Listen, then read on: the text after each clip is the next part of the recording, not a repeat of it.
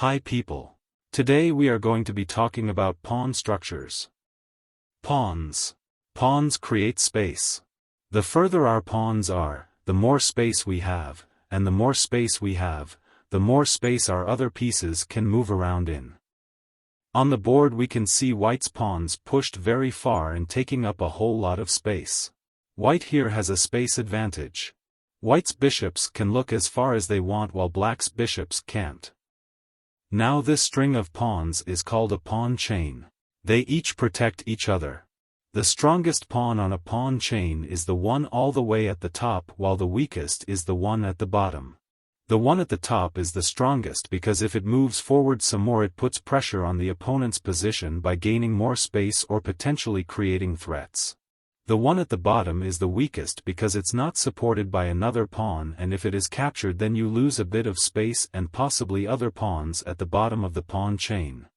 The pawn on the e-file is also at the bottom of the chain. If your opponent has a big pawn chain then aim for the one at the bottom. Here on the board we can see isolated pawns. Pawns that don't have any other pawns nearby and are just alone. These pawns are very easy to attack but hard to defend. Avoid having them because they will be your downfall. Like here.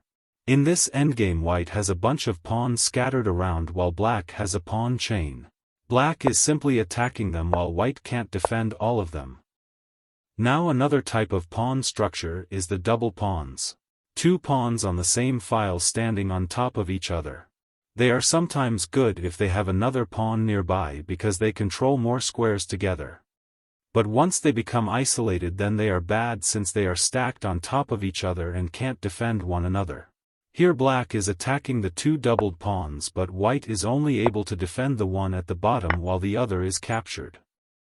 The pawns in front of the king should never be pushed very far or be doubled at all. That only weakens the safety of our king and allows pieces to get in. Pawn structures are chosen pretty early in the opening. The pawn structure changes later in the game, but for the majority of the game the pawn structure chosen in the opening is just there. For example, in the exchange variation of the Ruy Lopez we give our opponent doubled pawns.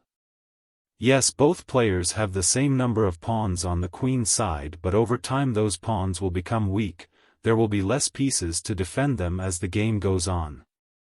The advanced variation of the French defense also gives us a chosen pawn structure early on. As well as the Caro-Kann, it just has this pawn chain aiming towards the king side.